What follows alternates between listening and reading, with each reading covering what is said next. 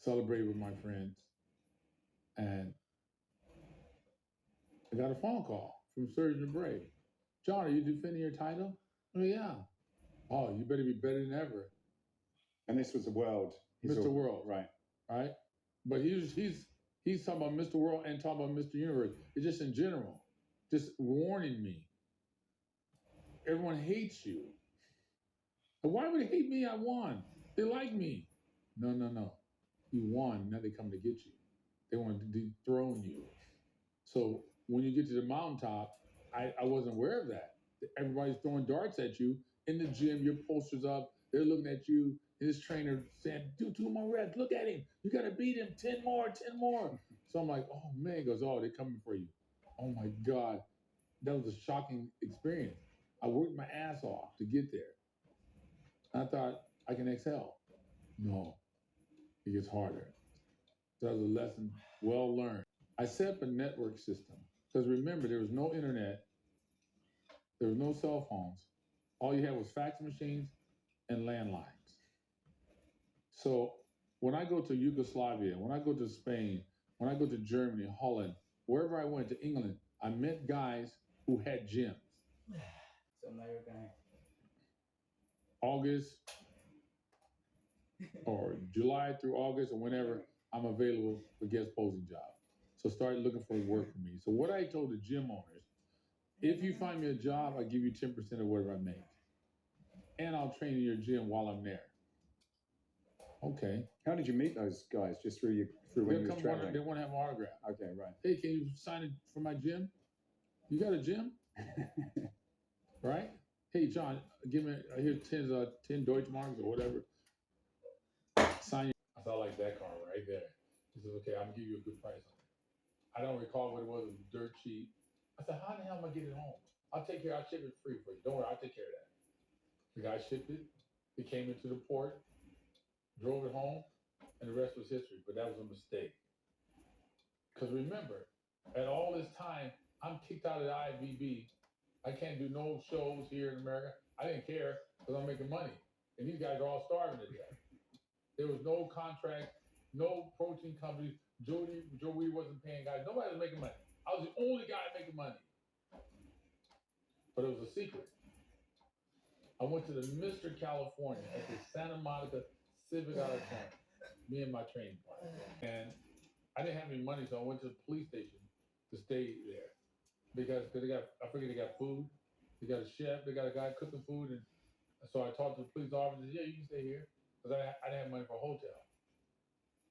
And then I met a guy who said, "John, I got an extra bed in my room. You can stay with me." So I didn't have to stay in this police station. Stay with him. I go there, and Wayne DeMilia, I think it was Wayne, came backstage, I believe. I think it was Wayne. B tape. I didn't want to give my A tape. Why? Because you weren't confident that you were going to kill it. Yeah. Well, I could have killed it anyway, but I didn't look good. I didn't feel like it. But when Wayne said that, with his arrogant face, I went back to the guy, the music guy said, "Come here, dude. Give me that tape back. Take this A tape. Play this tape, and now there's instructions. At some point, you're going to hear silence, and you're going to think that something went wrong. But there's nothing wrong. I set it up like this because I'm going to get a standing ovation, and it's going to take me 10 seconds, and I'm going to be counting my steps. And I started playing football. And to make a long story short, I must be like 13. Me and my buddies was at a park during the summer that was around the corner from my house. We would always go there, hang out. There's a really big guy. I don't know how big he was. I was a young kid, but his arms were like they were 23 inches. He looked like he's 6'4", just massive. I'm like, what the hell? How did you get like that? He goes, "I lift weights." He said, "You guys should come lift weights with me." So we started lifting weights with him. And Telly Roberts was his name. And we're in there lifting weights with Telly. So that's how I was always chasing the dream ever since I can remember. Was money a challenge when you was younger as a family? Oh yeah, we didn't have a lot of money, but I didn't know back then until I got older. And I thought back, well, I almost never remember. There were 7 kids in my family, I don't really ever remember my mom making breakfast for us. So we just go to school. And we get there and try to borrow money from guys to buy us some milk and a pastry or something. And lunchtime, they had free lunch. So we were looking forward to lunch. Oh, thank God. And I went home. It was almost never dinner on the table. But it came. And I kind of put a bad taste in my mouth. You know, I didn't want to invite them anymore. And I did. And as I got older, I said, you know what? When I have kids, that would never, ever happen in my house. I will always be there to support my kids all day and night. So that helped me. You know, it changed me, made me who I am. Naturally. One of the things I wanted to go on to is you've got a unique training approach. One of the statements I heard you talking about in an interview was there's no such thing as overtraining. Yeah. I don't believe in overtraining. I figured out they both sleep. But puppies, babies, because they're growing. You don't need the internet. Just open your eyes, look at nature. Nature tells you everything. So I saw that and I thought, sleep is important. So you got to sleep a lot. And I don't think they'll say that. This is logical to me. So if you get injured, you got to sleep a lot. That's how you repair your body. Your body won't repair itself if you're running around. So these things to me were simple and they're all logical. You know, it just makes sense. I didn't quite understand what other guys they would tell me, even today, because my sons are playing football. Oh, they got these special trainers now, these professional trainers, charging all kind of money to train guys. They don't know what the hell they're talking about. On Mondays, Wednesdays, and Fridays.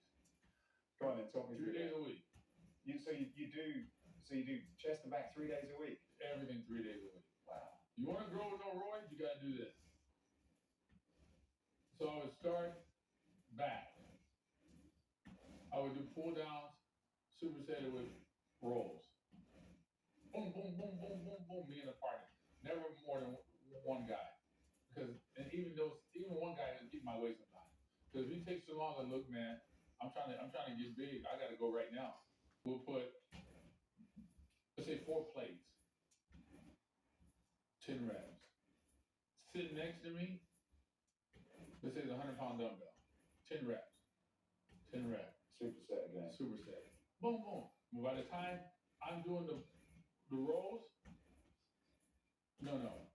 I was gonna say that I would let my partner go, but I didn't. I stopped that because they were cheating. So I said, no, I'm counting every rep. So if I do 10, you wait until I finish. Now go. I'm gonna count 1, 2, 3. Okay, I heard parts of I expected to win, I command myself to win this shit. I ain't got no fucking choice. That's it. Ain't got no choice, John. I'm at Cal State Fullerton, and the lady goes, "How do you expect to do?" I said, "I expect to win. As far as I'm concerned, I'm just going to get my trophy." She wrote the article, and she said this: John Brown, self-proclaimed Mr. Universe. I understand she lives in a world of agreements. She can't handle what I'm saying.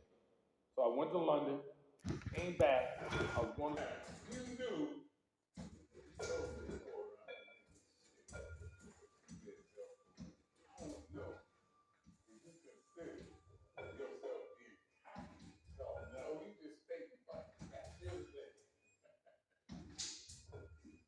I'm not conceited. Ooh. You understand?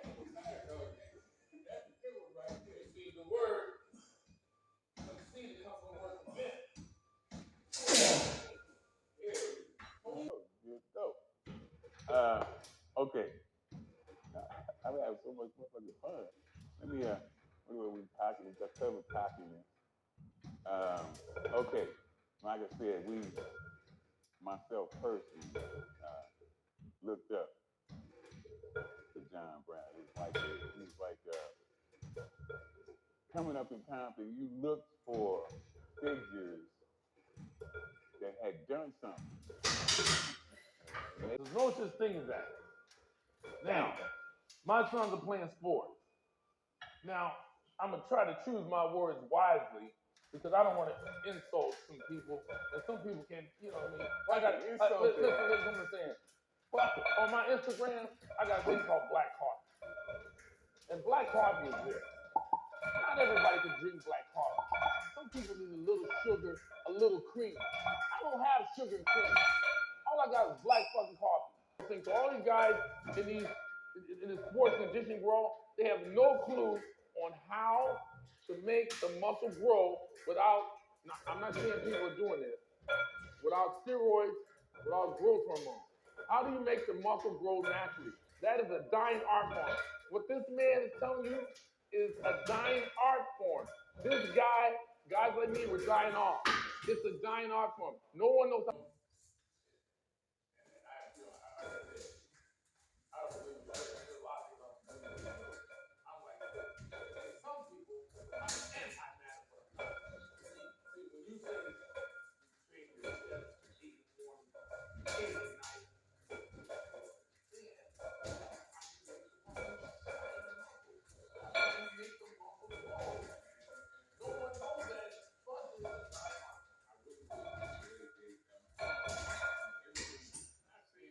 About that, if you think dad's way or their way.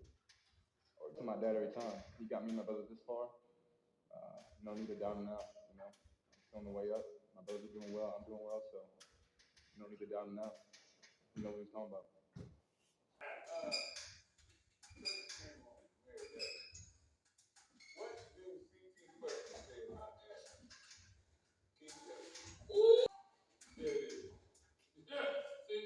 You know what's funny?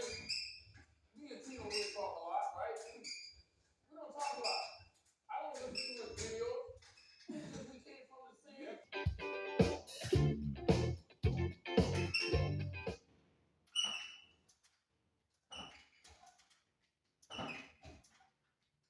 People always ask me, why is he the tallest, Osiris second, and I'm the shortest when he started last lifting? Do you ever think about that? Yeah, I thought about that. It's just how the cookie crumble. Like why your head is beating here. You know?